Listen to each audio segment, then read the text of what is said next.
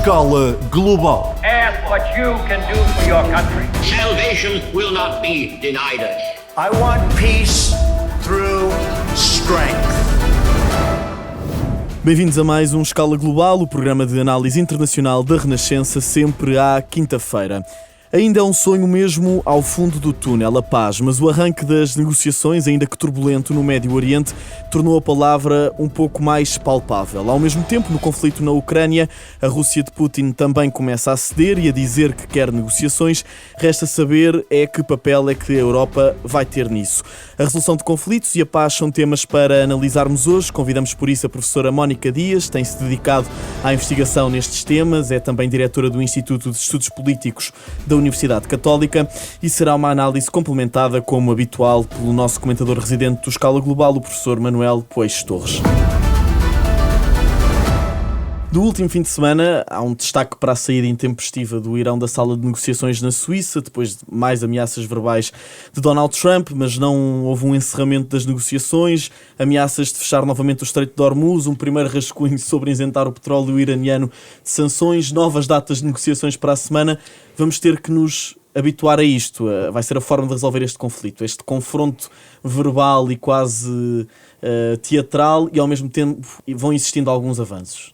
O que está aqui em causa é um jogo em que constantemente um dos jogadores diz volta ao início, volta à casa do início, e portanto não conseguimos avançar, mas obviamente que esta não é uma paz, não é uma guerra, mas o sofrimento é da população. A população de todo o Médio Oriente está aqui em causa, e isso é que me preocupa. São milhares de pessoas deslocadas, milhares de pessoas que perderam a sua casa, que perderam a vida de familiares. Não podemos esquecer, por exemplo, a escola de medidas no sul do Irão.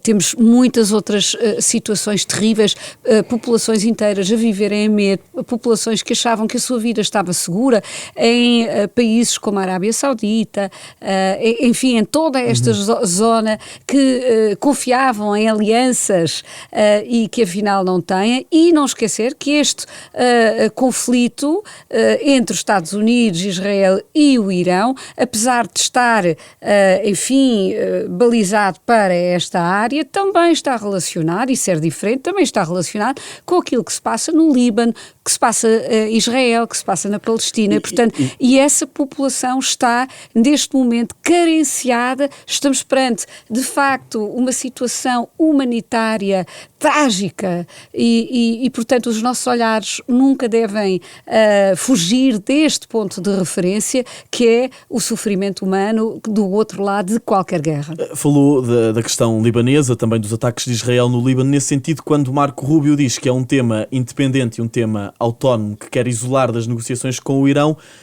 não é uma estratégia para encontrar uma solução sustentável?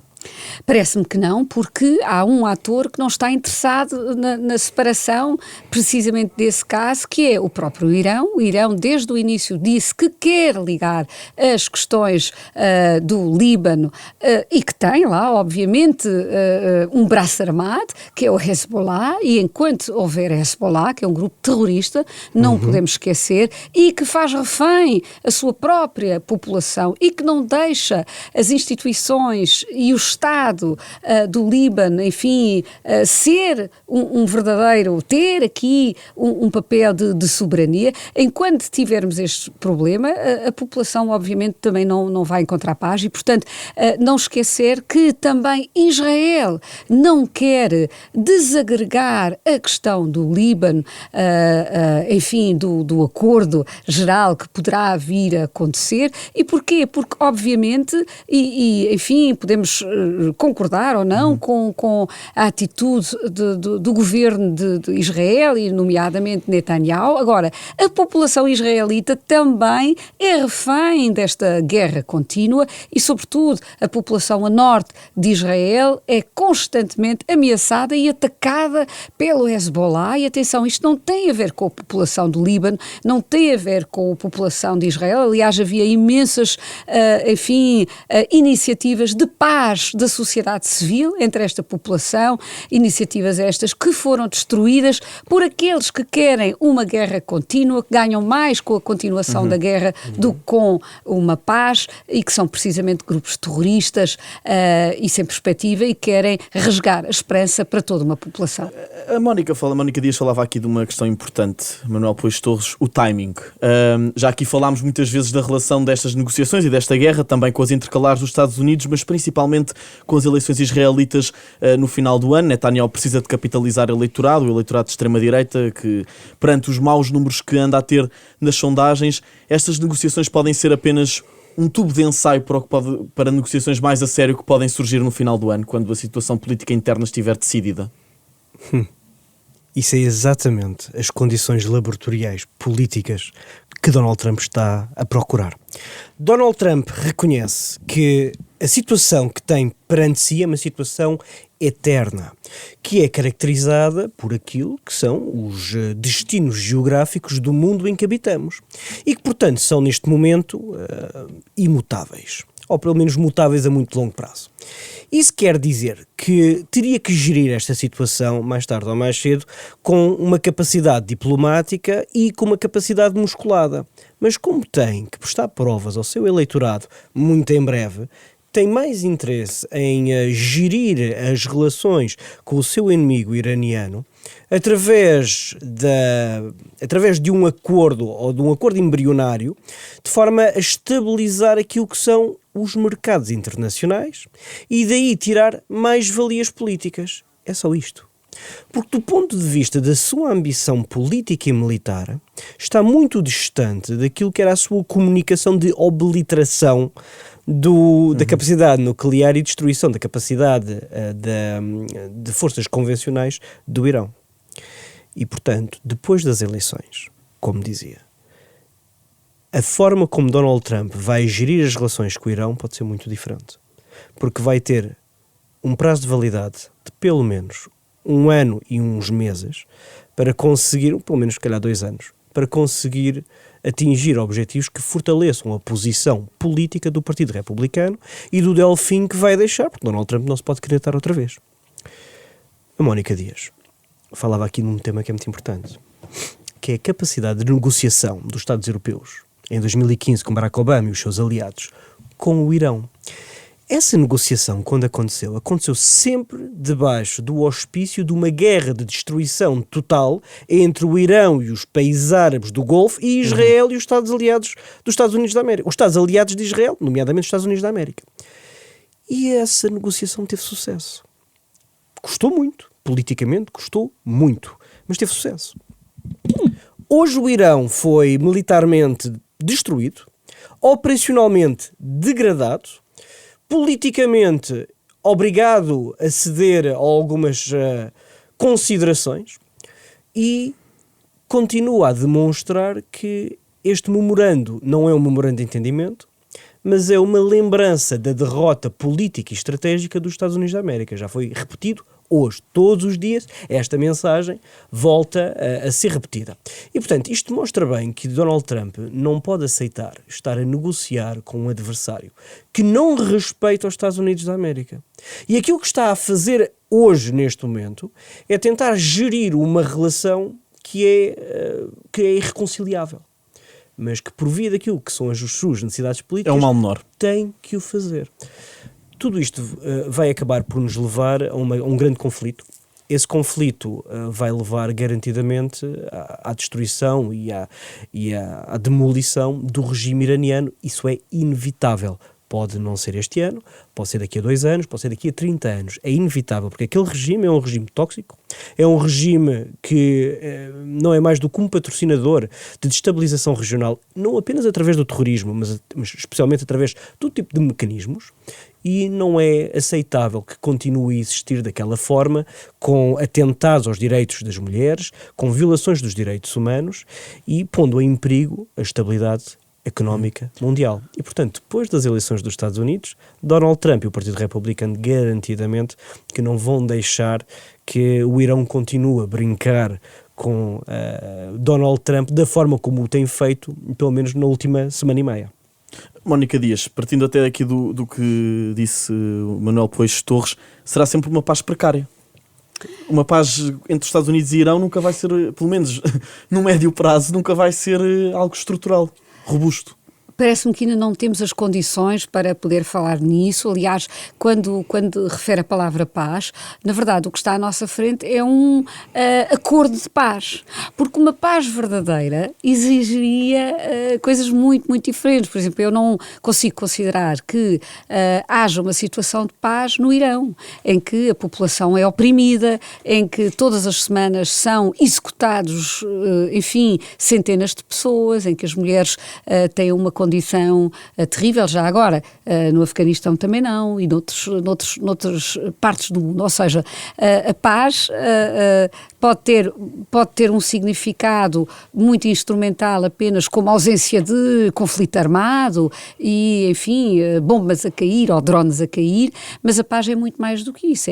A paz significa que há a possibilidade para a população se exprimir, ter um regime baseado em leis, em regras conhecidas, transparentes, que tenha também direitos fundamentais que possa respeitar e que possa, na verdade, ter oportunidades de conduzir a sua vida como pretende. E neste momento estamos muito longe disso, obviamente, mas repare também os termos de que Donald Trump fala são sempre para alcançar um acordo de paz. Porquê? Porque ele é um deal maker. Ele só está interessado em conseguir um negócio, um deal para ele. Conseguir aqui este negócio com o Irão provavelmente é tão importante como assinar na Quinta Avenida um deal com uma empresa imobiliária de não sei quantos bilhões. Ou seja, ele não tem uma percepção do que é a verdadeira paz, do que é a vida destas pessoas culturalmente tão rica e tão diferente também. Provavelmente não sabe o que é viver com medo e receio de bombardeamentos e de muitas necessidades que esta população está a sofrer agora, até já do ponto de vista económico. Deixe-me só aqui incluir um ponto que é muito importante. Em janeiro deste ano, a população do Irão estava a revoltar-se, estava a construir protestos. Porquê? Precisamente por causa de questões económicas, porque este governo iraniano já não conseguia responder. E essa falta de condições alguma. Internas para a paz também as encontra em Israel e nos Estados Unidos? Muito diferente, muito diferente. Israel é um país que é, obviamente, uma democracia e é um país de liberdade e que elege o seu governo também em liberdade, e depois podemos concordar mais com um governo e com uma construção parlamentar ou não, e nesse parlamento no Likud, obviamente, neste espaço temos vozes muito, muito diferentes, de uma extrema-direita até à extrema-esquerda, temos muitas vozes moderadas também, e temos uma sociedade civil fortíssima em Israel, que pode fazer tudo, que se pode manifestar para todo o tipo de direitos e reivindicações e bem, e, portanto, não podemos confundir isto com, por muita simpatia que se possa ter, por qualquer outro espaço aqui. Por exemplo, não acontece o mesmo, obviamente, na Arábia Saudita, em Kuwait e em tantos outros espaços. E, portanto, temos que distinguir, e obviamente também nos Estados Unidos temos apesar de existir menos paz social nesses países nos obviamente, últimos anos. Mas repare, a paz social depende. Por exemplo, a paz deve ser entendida como espaço em que o conflito é possível. É possível protestar, é possível discordar, desde que seja feita com regras previstas na Constituição. O protesto é um elemento fundamental da democracia americana. Basta pensar, por exemplo, nos anos 60, os movimentos de direitos humanos e de direitos civis nos anos 60, como disse há pouco, não é? Transformaram os Estados Unidos num país de imenso, enfim, de imensa conflitualidade, de problemas, mas a sociedade era suficientemente forte e a Constituição também e a vontade política também, e foi superado. Portanto, ter uma cultura de conflito é uma condição fundamental para a paz. A paz não significa que se oprime aqueles que têm opiniões diferentes ou que se manifestam ou fazem barulho, não é? Portanto, a democracia tem que aguentar isso e, na verdade, tem resiliência para o superar. Isto não acontece, obviamente, na maioria dos Estados do Médio Oriente. No entanto, houve em janeiro uma grande vaga de contestação por precisamente uma geração muito jovem no Irão que não queria mais este regime, que se aliou a uma diáspora muito bem organizada na altura e que estávamos, eu diria, muito próximos de talvez ter um golpe interno que, em meu entender, teria sido talvez mais importante do que este ataque dos Estados Unidos, que, com a intenção de mudança de regime, veio, no entanto, a fortalecer os guardas da Revolução e que que não houve efetivamente uma mudança de regime, houve uma mudança de liderança. E essa intenção de Trump pode regressar se houver um bom resultado republicano nas intercalares e sair fortalecido internamente? O que é muito bom nos líderes sem nenhuma consciência moral e completamente inconsequencialistas é que podem mudar também para coisas positivas. Ou seja, Trump num dia pode ameaçar o Irão e diz que vai novamente destruir toda uma civilização, imagine-se, não é? Portanto, a fúria contra este regime para aceitar a destruição de todas as pessoas e toda uma civilização, na ameaça, não é? E no dia a seguir vem dizer que de facto se consegue um acordo maravilhoso e que de facto tudo vai ficar melhor no Irão e que afinal os iranianos e este regime até são muito, muito simpáticos e portanto oscilamos sempre aqui com Trump sem saber, esta incerteza é muito, muito grande e talvez apenas para concluir dizer que temos um fator que não podemos esquecer que é Israel, porque se é verdade aquilo que o Manuel estava a dizer e eu parece-me que sim, que Donald Trump olha para as eleições intermédias de novembro e quer rapidamente ter aqui um acordo, não a paz, mas um acordo, um deal, não é?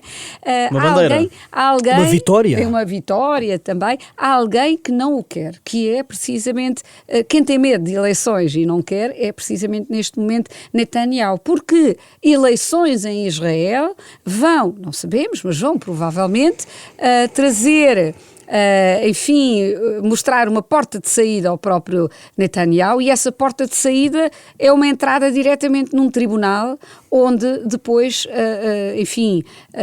será julgado e temos que compreender também essa lógica de Netanyahu de pensar que a guerra deve ser prolongada porque enquanto houver uma guerra, enquanto não alcançar os seus objetivos fundamentais, e alguns deles têm muita razão de ser, por exemplo a questão dos mísseis do Irão, da ameaça constante, o Hezbollah, enquanto não alcançar esses objetivos, qualquer acordo de paz vai pôr em xeque a sua própria liderança. A guerra protege Netanyahu. Sim.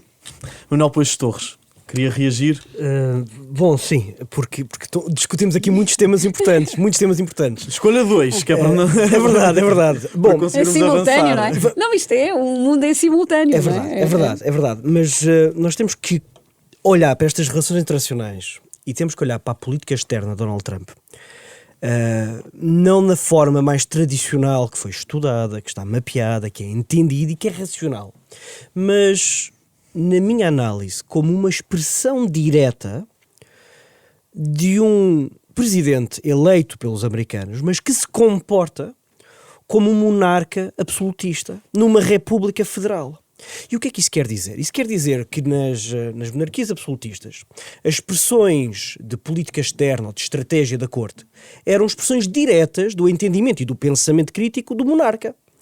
E aquilo que temos não é mais do que isso mesmo, mas é um monarca que tem uma capacidade, que não tem uma fortaleza de espírito para reagir àquilo que são momentos de humilhação pública internacionais. Donald Trump concorre à Casa Branca. E pensa-se que foi o momento em que esta decisão foi feita e à mesa de jantar durante o Correspondence Dinner, quando Barack Obama, durante 10 a 15 minutos, faz piadas atrás de piadas sobre aquilo que é a posição de Donald Trump nos reality shows e no seu empório e no imobiliário nos Estados Unidos da América e em Nova Iorque, e foi essa mesma humilhação que levou Donald Trump a querer concorrer contra os democratas, contra Barack Obama e depois finalmente contra Joe Biden. E portanto, quando nós falamos de foreign policy e de estratégia americana, a estratégia americana como nós a conhecemos hoje nada tem que ver com o pensamento de personalidades do Partido Republicano, como John McCain, do qual já falámos aqui a semana passada, nada tem que ver com a linha dura de apoio à Aliança Atlântica, que os republicanos sempre nutriram e sempre investiram, e os democratas também, diga-se. Nada tem que ver com a liderança do mundo ocidental através daquilo que é uma forma de comunicação, uma política de comunicação comandada pelos Estados Unidos, mas com o apoio de todos os seus aliados. O que vemos hoje, e estas fragmentações internacionais, são resultado direto de uma perspectiva muito individualista, muito pessoal, muito distorcida do mundo da arena internacional vista por Donald Trump. Como tudo é um negócio. E isso é preocupante, porque se tudo é um negócio, tudo é uma guerra.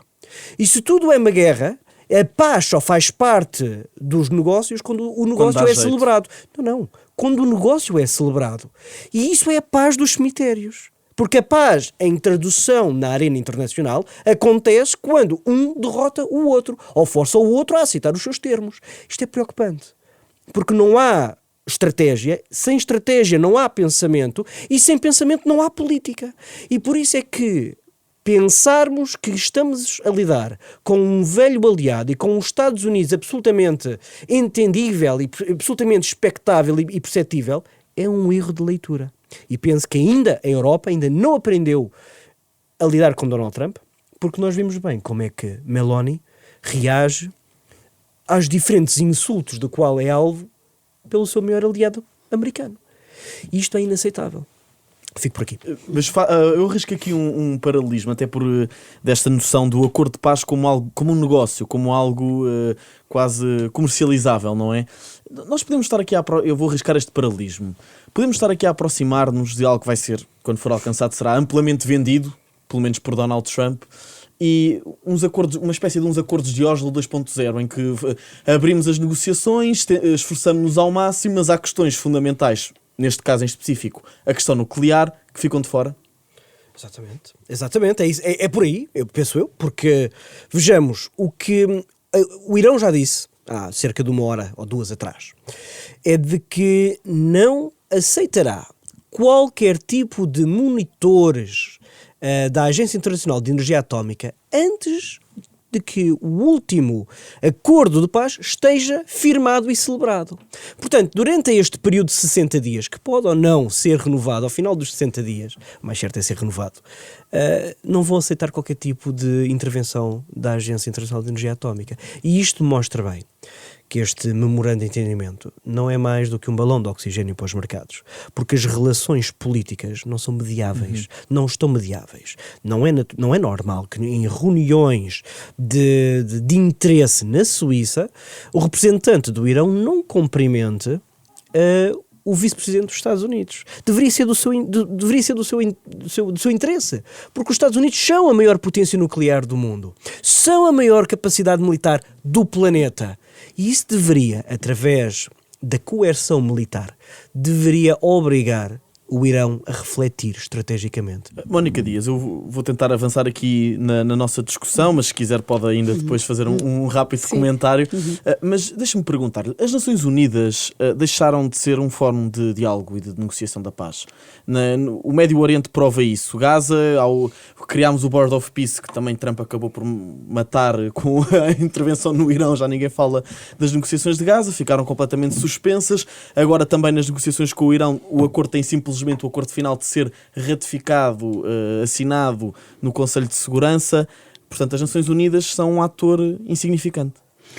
Discordo. São muito, muito importantes, precisamente porque são um fórum de encontro e de diálogo. O diálogo é fundamental. Uma parte da sua pergunta faz muito, muito sentido e que é a seguinte: obviamente que esta Organização das Nações Unidas, tal como foi criada em 1945 para um mundo pós-guerra da altura e após mais do que 80 anos, provavelmente já não faz sentido, tem que ser reformada. Temos aqui a regra de todas as organizações, na palavra organização está a palavra também orgânico, portanto uma organização é um organismo, os organismos se não se renovarem, se não se ajustarem, morrem. Estamos perante esse risco.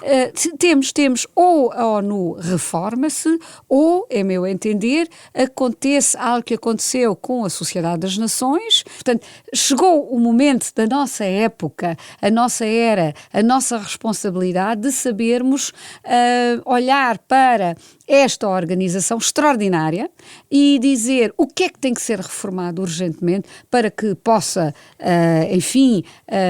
ter voz e ser realmente mais relevante. No entanto, este acordo que está agora à nossa frente previa que nestas negociações, no final de 60 dias, houvesse depois uma votação clara no Conselho de Segurança, e foi algo que me surpreendeu, aliás, entre os Estados Unidos, sim, e o Irão, ou então ambas as partes achavam que isso não ia funcionar, não é? Por isso é que colocaram lá a ONU, não sabemos qual foi a intenção, mas creio que é muito importante olharmos para as Nações Unidas como uma instância em que cada Estado tem uma voz e como fórum em que a negociação acontece de diplomatas, de peritos, de intercâmbios de pessoas, e que há muita gente que neste preciso momento está a trabalhar numa solução para a população no Médio Oriente, para a população do Irão,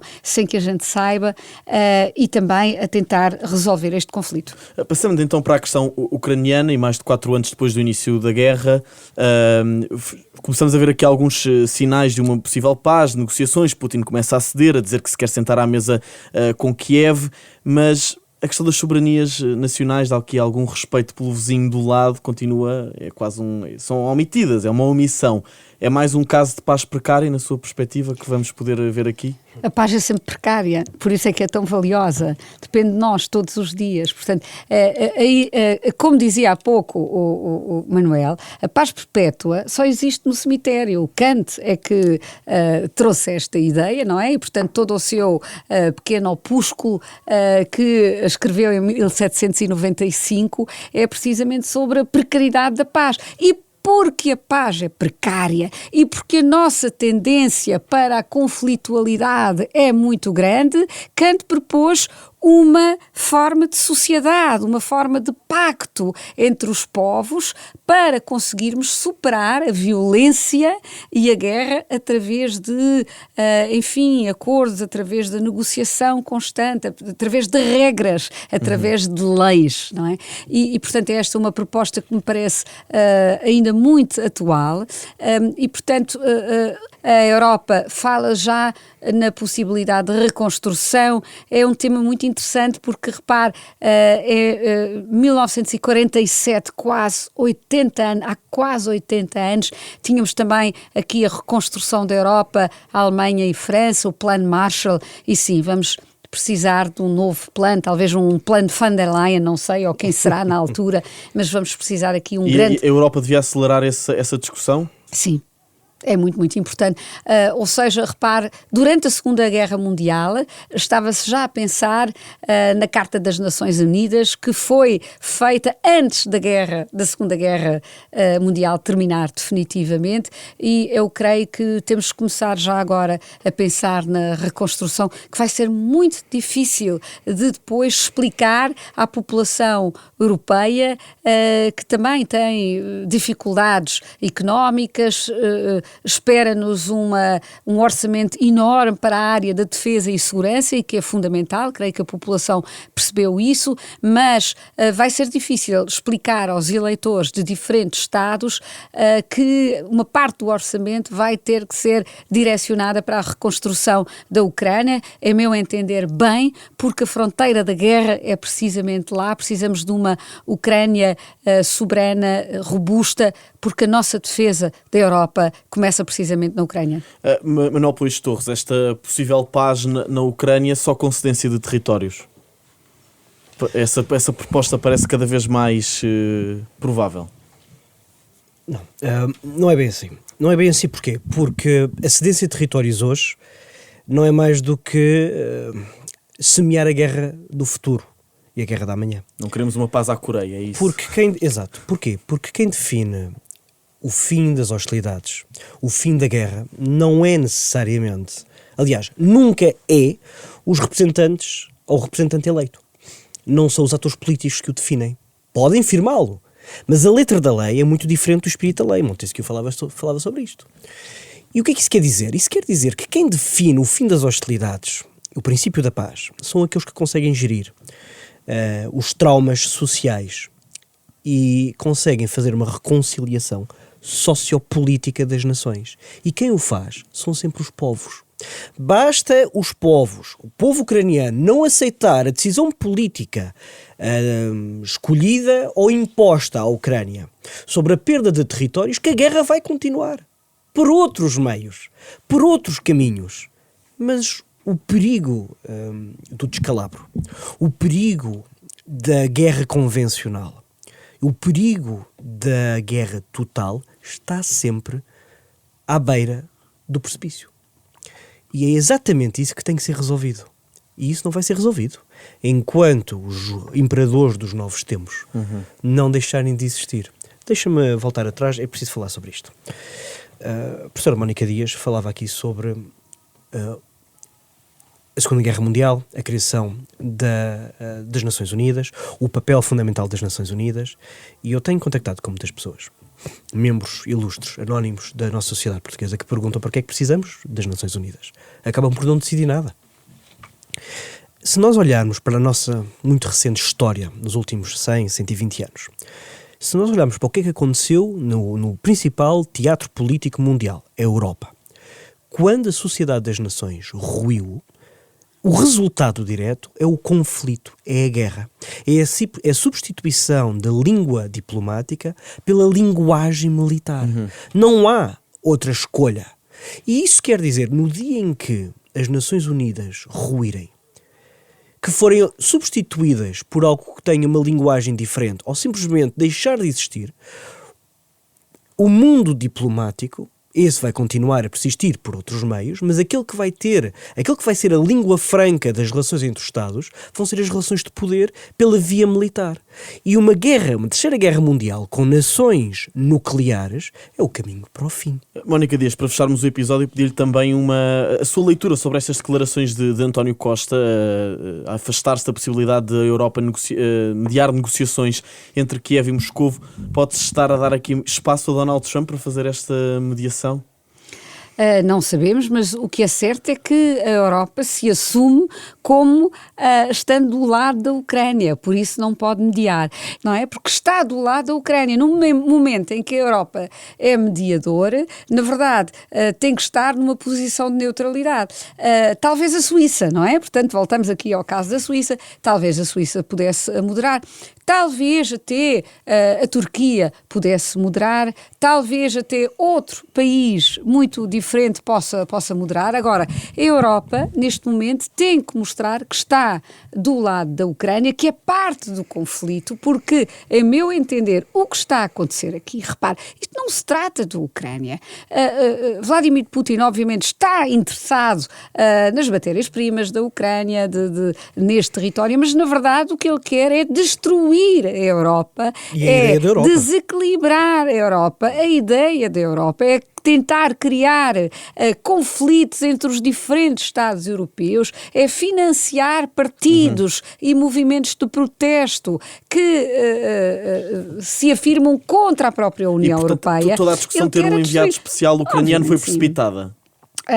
Não, parece-me que lançou aqui cartas no ar, não é? Portanto, vamos conversar, porque eu acho que este debate pode acabar por favorecer até e acelerar uma cimeira em que, de facto, a Ucrânia e esta guerra possa encontrar alguma solução. Neste momento, a posição de Putin parece muito mais fragilizada e esse é e por isso é importante de pegar neste momento. Nós não podemos ignorar e olhar só para o Médio Oriente ou olhar para tantos outros conflitos e guerras terríveis que estão a acontecer também no mundo. Também não podemos olhar só para o campeonato de futebol. Temos que realmente perceber que há aqui agora uma janela de oportunidade em que a Rússia está vulnerável e isso deve ser aproveitado. Obrigado, fica então por aqui mais um episódio do Escala Global, o programa de análise internacional da Renascença, sempre à quinta-feira, hoje com a professora Mónica Dias, diretora do Instituto de Estudos Políticos da Universidade Católica, uma análise complementada como habitual pelo professor Manuel Poeixo Torres, comentador residente. Contamos com o apoio da Beatriz Martel Garcia no som. Eu sou o Alexandre Abrantes Neves e o Escala Global regressa para a semana. Até lá. Escala Global. Ask what you can do for your country. Salvation will not be denied us. I want peace through strength.